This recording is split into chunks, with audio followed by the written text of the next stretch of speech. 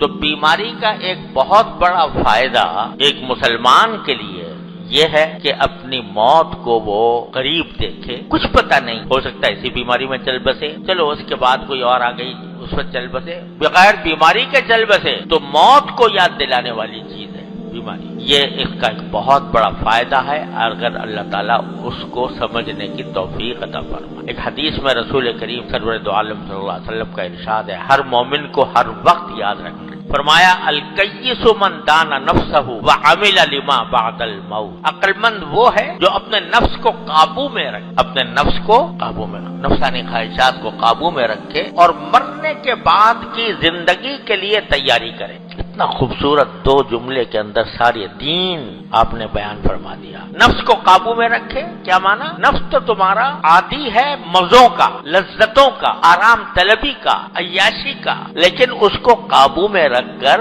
اللہ کے حکم کے مطابق اس کو تابع فرمان کر لو اور مرنے کے بعد کی تیاری کرو. یہاں ساری ہماری دوڑ دھوپ دنیا میں اس کام کے لیے ہو رہی ہے بھئی کوئی اچھا سا مکان بن جائے، اچھا سا مکان بن جائے. اس کے لیے پتہ نہیں نوکریاں کر رہے ہیں، ملازمتیں کر رہے ہیں، یا کچھ کر رہے ہیں. یہ پتہ نہیں کہ اس مکان میں رہنا کتنا نصیب ہوگا، کچھ پتہ نہیں. بنا بھی لیا، لاکھوں روپیہ بھی خرچ کر دیا، رہنا کتنا نصیب ہوگا کچھ پتہ نہیں. ایک وہ گھر ہے آخرت کا جس میں ہمیشہ رہنا ہے، اس کی تو تیاری کر لو.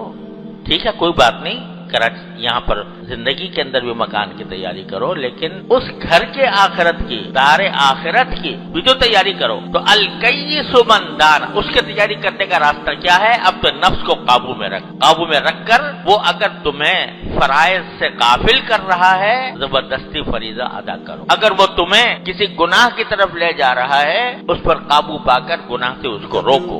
الکیس من دان نفسہ وعمل لما بعد بل عاجز من اتبع نفسہ ہواہا.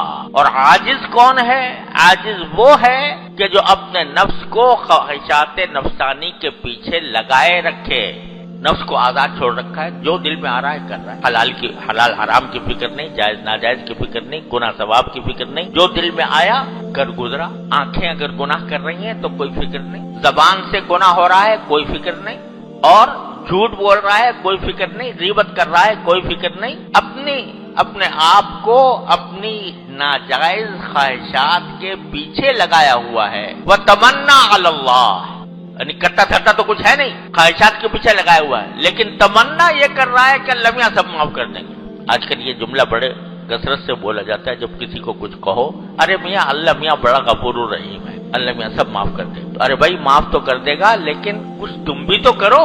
اپنے آپ کو تو لگایا ہوا ہے خواہشات نفسانی کے پیچھے، مرنے کے بعد کی زندگی کی پرواہ نہیں اور اپنے نفس پر قابو نہیں. وہ گناہ کی طرف لے جا رہا ہے، گناہ کر رہے ہو. سوشل میڈیا پر سب سے قدیم اور سب سے ریلائبل برانڈ درسقرآن.com